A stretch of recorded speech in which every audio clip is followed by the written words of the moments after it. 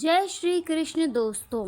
आज हम आपके लिए भगवान श्री कृष्ण की लीलाओं के अंतर्गत 27वां अध्याय लेकर प्रस्तुत हैं, जिसके अंतर्गत स्वर्ग के राजा इंद्र द्वारा की गई स्तुति का वर्णन किया गया है।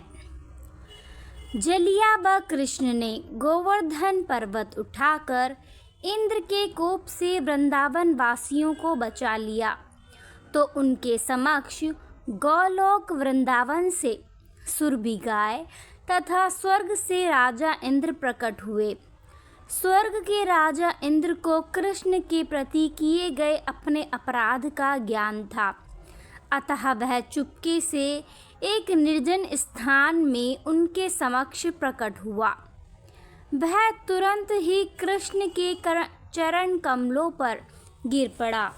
यद्यपि उसका अपना मुकुट सूर्य के समान दीप्तिमान था। इंद्र को कृष्ण के महान पद का ज्ञान था, क्योंकि वे इंद्र के भी स्वामी हैं, किंतु उसे विश्वास नहीं हो रहा था कि कृष्ण अवतार लेकर वृंदावन के ग्वालों के बीच रह सकते हैं। तब कृष्ण ने उनकी सत्ता को चुनौती दी, तो इंद्र क्रुद्ध हो गया, क्योंकि वह सोचता था कि इस ब्रह्मांड का सर्वेसर्वा मैं ही हूँ और मेरे समान कोई भी बलशाली नहीं है। किंतु इस घटना के बाद उसका झूठा अहंकार नष्ट हो गया, अतः अपनी अधीन अवस्था समझकर वह हाथ जोड़कर कृष्ण के समक्ष प्रकट हुआ और इस प्रकार स्तुति करने लगा। हे प्रभु, मैंने झूठे अहंकार के वश में होकर सोचा कि अपने ग्वालों को इंद्र यज्ञ करने से रोककर मेरा अपमान किया है और आप स्वयं यज्ञ की सारी सामग्री का भोग करना चाहते हैं। मैंने सोचा कि आप गोवर्धन पूजा के नाम पर मेरा भाग ग्रहण कर रहे हैं, अतः मैंने आपके पद को गलत समझा। अब आपकी कृपा से मैं समझ पाया हूँ कि आप परमेश्वर श्री भगवान हैं और समस्त भौतिक गुणों से परे हैं। आपकी दिव्य स्थिति विशुद्ध सत्व की है, जो सतोगुण के पद के ऊपर है, और आपका दिव्य धाम भौतिक गुणों के उत्पात से परे है। आपके नाम, यश, रूप, गुण, साज सामग्री तथा लीला सभी इस प्रकृति से परे हैं, और इन तीनों गुणों का इन पर कोई प्रभाव नहीं पड़ता। आपका धाम उसी को प्राप्त होता है जो कठिन तपस्या करता है और रजो तथा तमो गुणों के प्रभाव से मुक्त रहता है। यदि कोई यह सोचता है कि जब आप इस जगत में अवतरित होते हैं तब आप प्रकृति के गुणों को स्वीकार करते हैं, तो वह भ्रम में है। भौतिक गुणों की तरंगें आपका स्पर्श भी नहीं कर पाती और न ही आप उन्हें स्वीकार करते हैं। आप प्रकृति के नियमों द्वारा कभी बद्ध नहीं होते। हे स्वामी, आप इस दृश्य जगत के आदि पिता हैं। आप ही इसके परम गुरु हैं और सभी वस्तुओं के आदि स्वामी हैं। आप शाश्वत काल के रूप में अपराधियों को दंडित करने के अधिकारी हैं। इस संसार में मेरे समान अनेक मूर्ख हैं, जो अपने आप को परमेश्वर या इस ब्रह्मांड का सर्वेसर्वा मानते हैं। आप इतने दयालु हैं कि आप उनके अपराधों को स्वीकार न करके ऐसा उपाय निकाल लेते हैं कि उनका अहंकार दमित हो जाए और वे जान लें कि आप ही एकमात्र श्री भगवान हैं और कोई नहीं। हे नाथ, आप परम पिता, परम गुरु तथा परम राजा हैं, अतः जब भी जीवात्माओं के आचरण में कोई त्रुटि आए तो उन्हें दंडित करने का आपको अधिकार है।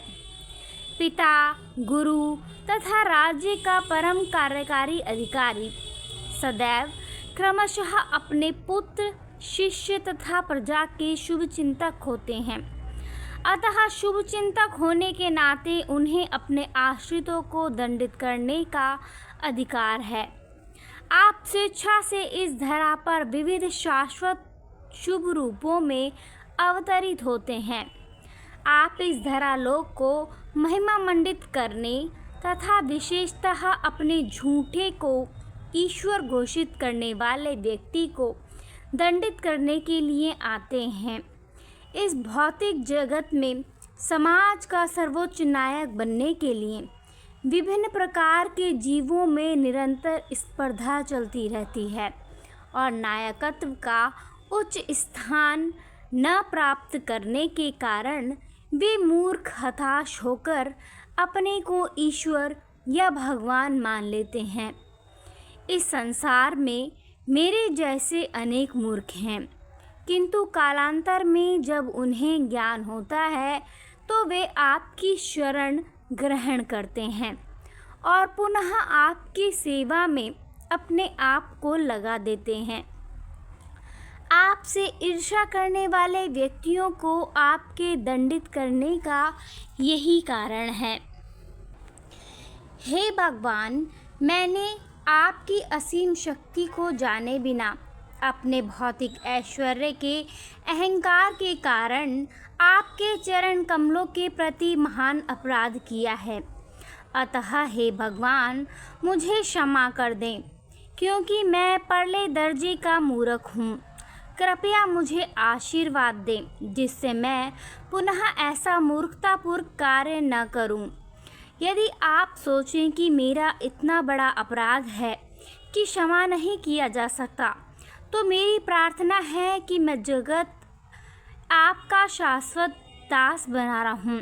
इस जगत में आपका अवतरण आपके शाश्वत दासों की रक्षा करने तथा उन शत्रुओं का विनाश करने के लिए होता है जो महान सैन्य शक्ति रखकर पृथ्वी को अपने भार से बोझिल बनाते हैं। मैं आपका शाश्वत दास हूँ, अतः मुझे क्षमा कर दें। हे नाथ, आप भगवान हैं। मैं आपको सादर नमस्कार करता हूँ, क्योंकि आप परम पुरुष तथा परमात्मा हैं। आप वसुदेव के पुत्र तथा शुद्ध भक्तों के स्वामी परमेश्वर कृष्ण हैं। कृपया मेरा दंडवत प्रणाम स्वीकार करें। आप साक्षात परम ज्ञान हैं। आप स्वेच्छा से कहीं भी अपने किसी एक नित्य रूप में अवतार ले सकते हैं। आप सृष्टि के मूल कारण तथा समस्त जीवों के परमात्मा हैं। मैंने अपने निकट मूर्खता के कारण मूसलाधार वृष्टि तथा उपल वृष्टि कराकर वृंदावन में उपद्रव मचवाया। मैंने आपके द्वारा मेरी तुष्टि के लिए होने वाला यज्ञ रोके जाने से उत्पन्न परम क्रोध के कारण ही ऐसा उपद्रव मचवाया।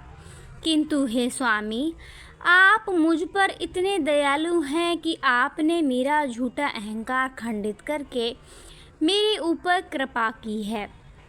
अतः मैं आपके चरणों की शरण ग्रहण करता हूँ। आप न केवल परम नियंता अपितु समस्त जीवों के गुरु भी हैं।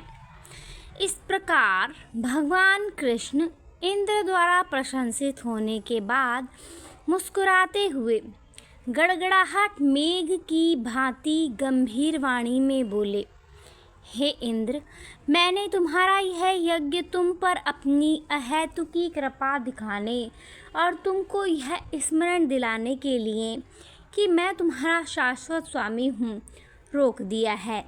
मैं न केवल तुम्हारा अपितु अन्य सारे देवताओं का भी स्वामी हूँ। तुम्हें यह स्मरण रखना चाहिए कि तुम्हारा सारा भौतिक ऐश्वर्य मेरी कृपा के कारण है। कोई भी व्यक्ति स्वतंत्र रूप से ऐश्वर्यवान नहीं बन सकता, उस पर मेरी कृपा होनी ही चाहिए। हर व्यक्ति को सदैव स्मरण रखना चाहिए कि मैं परमेश्वर हूँ।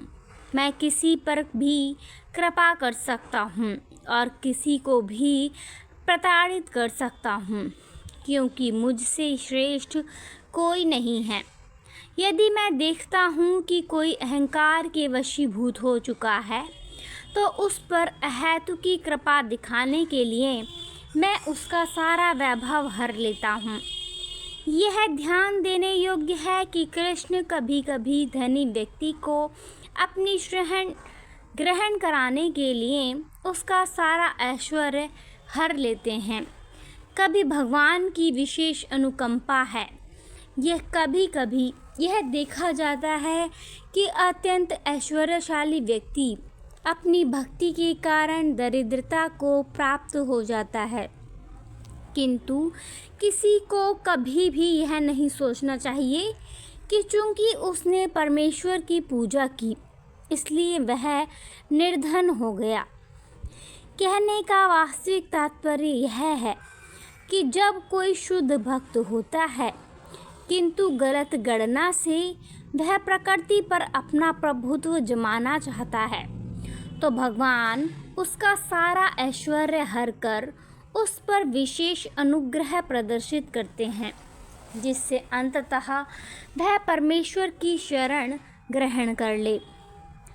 इंद्र को शिक्षा देने के बाद कृष्ण ने उसे अपने स्वर्ग धाम लौट जाने तथा सदैव यह स्मरण रखने के लिए कहा कि कभी अपने को सर्वोच्च न मानना, अपितु परमेश्वर के अधीनस्थ समझना। उन्होंने उसे स्वर्ग का राजा बने रहने किंतु झूठे अहंकार से बचने के लिए कहा। तत्पश्चात इंद्र के साथ कृष्ण का दर्शन करने आई दिव्य सुरभि गाय ने उन्हें सादर नमस्कार किया और उनकी पूजा की। सुरभि ने इस प्रकार स्तुति की, हे कृष्ण, आप समस्त योगियों में सर्वाधिक शक्तिशाली हैं, क्योंकि आप ब्रह्मांड भर के आत्मा हैं और आपसे ही यह दृश्य जगत उत्पन्न हुआ है। अतः यद्यपि इंद्र ने वृंदावन में मेरे वंशधरों अर्थात गौओं को मारने का यथाशक्ति प्रयास किया, किंतु वे आपकी शरण में बनी रहीं और आपने उन सबों की रक्षा की। हम अन्य किसी को परमेश्वर नहीं जानती, न ही हम अपनी रक्षा के लिए किसी अन्य देवता या देवताओं के पास जाती हैं।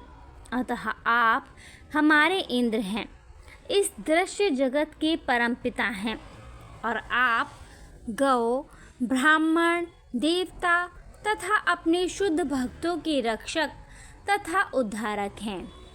हे ब्रह्मांड के परमात्मा, मैं आपको अपने दूध से स्नान कराना चाहती हूँ, क्योंकि आप हमारे इंद्र हैं। हे भगवान, आप इस पृथ्वी पर अशुद्ध कर्मों के भार को कम करने के लिए प्रकट होते हैं। इस प्रकार कृष्ण का अभिषेक सुरभि गाय ने अपने दुग्ध से तथा इंद्र ने अपने हाथी की सूंड द्वारा आकाश गंगा के जल से किया। इसके बाद सुरभि गायों तथा अन्य देवों तथा उनकी माताओं ने कृष्ण को गंगा जल तथा सुरभि के दूध से स्नान कराने में इंद्र का साथ दिया और प्रार्थना की। इस प्रकार कृष्ण सब पर प्रसन्न हुए। गंधर्वलोक, पितृलोक, सिद्धलोक तथा चारण लोक से सारे वासियों ने मिलकर भगवान नाम का जप करते हुए भगवान का यशोगान किया। उनकी पत्नियां तथा अप्सराएं अत्यंत हर्ष के कारण नाचने लगीं। उन्होंने आकाश से निरंतर पुष्प वर्षा करके भगवान को प्रसन्न किया। जब सब कुछ हंसी खुशी से संपन्न हो गया तो गौओं ने अपने दुग्ध से सारी पृथ्वी को आप्लावित कर दिया। नदियों का जल उमड़कर विविध स्वादों से पूरित होकर बहने लगा और वृक्षों का पोषण पहुंचाने लगा, जिससे उनमें विविध रंगों तथा स्वाद के फूल तथा फल उत्पन्न होने लगे। वृक्षों से मधु चूने लगा पर्वत तथा पहाड़ियाँ विविध औषधियाँ एवं बहुमूल्य रत्न उत्पन्न करने लगीं। कृष्ण की उपस्थिति के कारण ये सारी घटनाएं ढंग से घटती गईं और अधम पशु जो सामान्यतया ईर्ष्यालु होते हैं ईर्ष्या रहित हो गए। वृंदावन में समस्त गौओं के स्वामी तथा गोविंद नाम से विख्यात श्री कृष्ण को प्रसन्न करने के बाद इंद्र ने स्वर्ग को लौट जाने की अनुमति मांगी। उसके चारों ओर देवता थे। जब इंद्र आकाश मार्ग से जा रहे थे, यह महान घटना इसका ज्वलंत उदाहरण है कि किस प्रकार कृष्ण भावनामृत से विश्व कल्याण होता है। यहाँ तक कि अधम पशु भी ईर्ष्या भाव भूलकर देवताओं के गुणों को प्राप्त होते हैं। इस प्रकार लीला पुरुषोत्तम भगवान श्री कृष्ण के अंतर्गत स्वर्ग के राजा इंद्र द्वारा स्तुति नामक 27वें अध्याय का भक्ति वेदांत तात्पर्य पूर्ण हुआ। जय श्री कृष्ण, जय श्री कृष्ण। धन्यवाद।